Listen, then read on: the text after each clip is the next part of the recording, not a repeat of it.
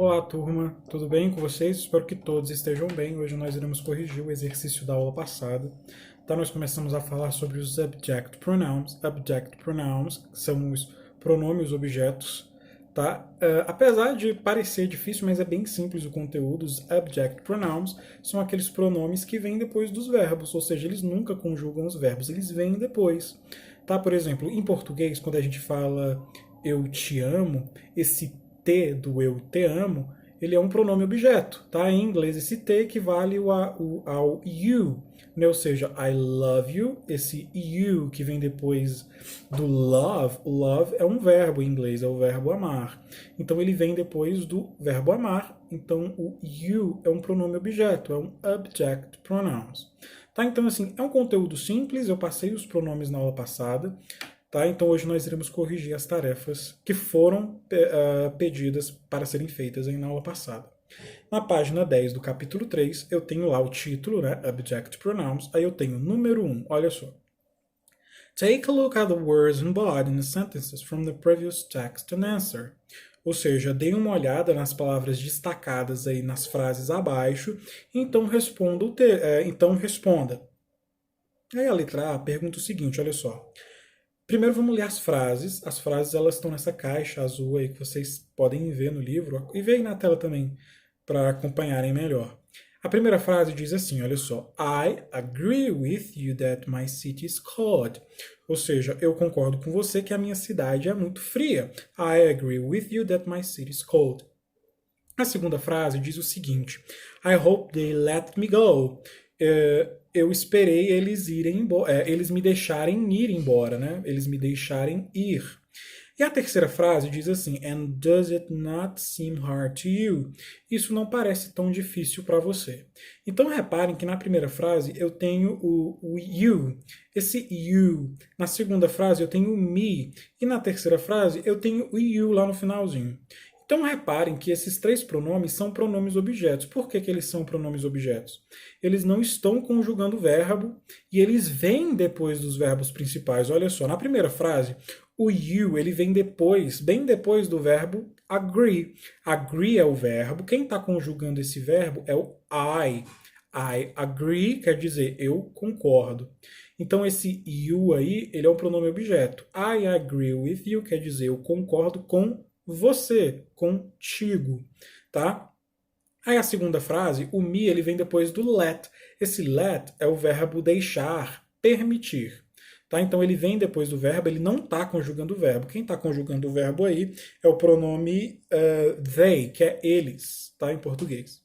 E na terceira frase, o you, ele vem depois do verbo seem. Esse seem se traduzirá como parecer. Tá? Então, o you aí não está conjugando o verbo, ou seja, ele é um pronome objeto. Quem está conjugando o seem aí é o it. Tá?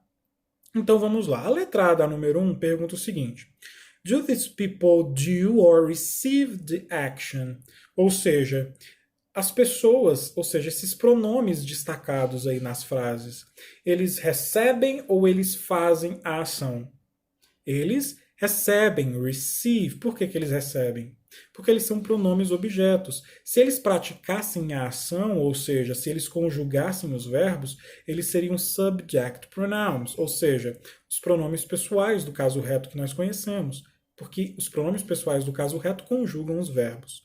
Tá? Então, na letra A, a resposta é receive, ou seja, esses pronomes destacados, eles recebem a ação. A letra B pergunta o seguinte, olha só. Are they placed before or after the verb action?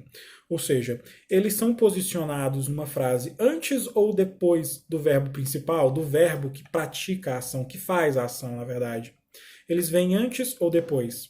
Eles vêm depois do verbo, acabei de falar, né? Eles vêm depois. Os pronomes que vêm antes dos verbos são os subject pronouns. Tá? Então, a resposta da letra B é after, desculpa, depois, tá? After. E aí, o exercício continua. Olha só. Pronouns places nouns in order to avoid repetition. Ou seja, em português seria mais ou menos assim. Os pronomes, eles são realocados numa frase para que não haja repetição. Como assim não haja repetição? Os pronomes pessoais do caso reto, eles servem para substituir os nomes, né? Para a gente não ficar falando o nome várias vezes. Por exemplo, Maria foi à padaria, Maria comprou pão. Então, ao invés de eu repetir Maria várias vezes, eu vou falar Maria foi à padaria e ela comprou pão. Reparem que esse ela está substituindo Maria.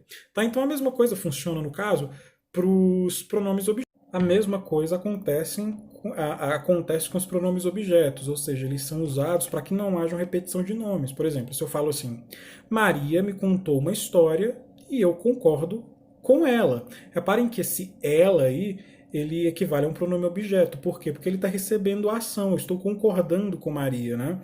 Então, os pronomes objetos e os pronomes pessoais, eles são usados para que não haja repetição de nomes. Olha, por exemplo, Maria me contou uma história e eu concordo com Maria. A gente poderia falar assim? Poderíamos falar assim. Porém, nós usamos os pronomes objetos. Olha, Maria me contou uma história e eu concordo com ela. Esse ela aí está se referindo a Maria.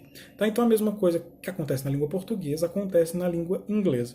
Então, o livro nos diz isso. Olha só, os pronomes eles são realocados nas frases para que não haja aí, para que se evite a repetição de nomes. Aí eu tenho os subject pronouns, que são os pronomes pessoais do caso reto. E o livro nos diz o seguinte: perform the action in a sentence.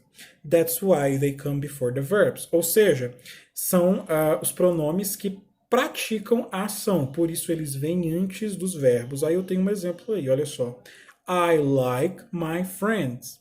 Reparem que o I aí que está destacado, ele vem antes do verbo like, que é o verbo gostar. Ou seja, o I ele vem antes do verbo e ele está praticando a ação, ele está fazendo a ação, ele não está recebendo. Tá? E o segundo exemplo aí, eu tenho aí object pronouns, e o livro nos diz assim, os object pronouns receive the actions, that's why they come after the verbs, ou seja, os pronomes objetos são aqueles pronomes que recebem a ação e é por isso que eles vêm depois dos verbos. Aí eu tenho um exemplo aí, olha só, my friends are great, I really like them. Tá, então eu tenho aí, primeiro esse my friends, quer dizer meus amigos, esse my aí é um pronome possessivo, não vem ao caso ainda falar dos pronomes possessivos, mas lá no finalzinho, no I really like them, esse them, que é a última palavrinha da frase, equivale a eles, então esse them é o pronome objeto aí da sentença, tá? Ou seja, ele está recebendo a ação, e é por isso que ele vem depois do verbo principal, que é o verbo gostar, tá? Aí a número 2 pede o seguinte, olha só. Complete the chart with the pronouns. Check the previous examples. Eu tenho uma tabela e vocês deveriam completar com os pronomes que faltam. Porém, teria que prestar atenção para que não houvesse erro, tá? Por exemplo, eu tenho aí subject pronouns, object pronouns. Na linha do subject pronouns, eu tenho I, you, he, she, e aí eu deveria escrever o seu respectivo object pronoun. Se lembram que na aula passada eu mostrei os dois tipos de pronome, os subject pronouns e os object pronouns, ou seja, para cada subject pronoun existe um object pronoun, certo? Então, se vocês têm dúvidas ainda em relação a quais seriam esses pronomes, olhem a videoaula passada no site da turma, tá? Eu vou deixar o link também do site aqui para vocês poderem entrar, caso vocês queiram dar uma olhada no vídeo da aula passada. Então era nesse modelo que vocês iriam completar essa tabela, ou seja, para cada pronome pessoal, colocar o seu respectivo pronome objeto. Então as respostas da número 2 ficaram da seguinte forma, olha só. I, me, you, you. Aí eu tenho he, him, she, her, né? Ou seja, he, him, she, her já estavam completados. Aí do outro lado eu tenho it, we, us, you, they, them. Tá? Então, essas são as respostas da número 2. E na número 3, eu deveria fazer o seguinte, olha só, underline the correct pronoun to complete the text. Ou seja, sublinha aí o pronome correto para completar o texto. Eu tenho um texto e no decorrer desse texto, eu tenho sempre duas opções de pronomes e vocês deveriam aí sublinhar o pronome correto para cada etapa desse texto. Por exemplo, na primeira, no começo do texto, está escrito assim, I barra me. Ou seja, entre o I e o me, qual o pronome que inicia o texto? Nós fizemos na aula passada, o pronome que inicia o texto é o I, subject pronoun, ou seja, pronome pessoal. Tá? O me, nesse caso, não poderia completar, porque o me não conjuga verbo. Então o texto diz assim, I have Então eu vou ler o texto já com as respostas corretas, tá? Vocês verão aí na tela as respostas, então façam suas correções. Então o texto completo com os pronomes adequados fica da seguinte forma: I have many good equals. I love them all. I love them all. Sandra is one of my best friends. Last summer, she came to visit me. We had a very good time. I gave her a beautiful necklace and she liked it very much. I hope she comes back on her next vacation. Tá? Então, esses são os pronomes, como vocês veem na tela, que completam esse texto da número 3. Tudo bem? Então, façam suas correções. Na próxima aula, nós iremos fazer juntos a página 10, porque tem uma música e eu quero poder fazer com vocês. Tá? Eu não quero que vocês façam sozinhos esse exercício. Tá? Eu vou deixar uma outra tarefa para vocês aqui sobre os object pronouns. Eu quero que vocês copiem nos cadernos de vocês. É somente uma questão. Tá? Então, copiem seus cadernos, façam nos cadernos. Na próxima aula eu irei corrigir essa tarefa que eu vou deixar hoje e aí nós iremos fazer a página 11 juntos.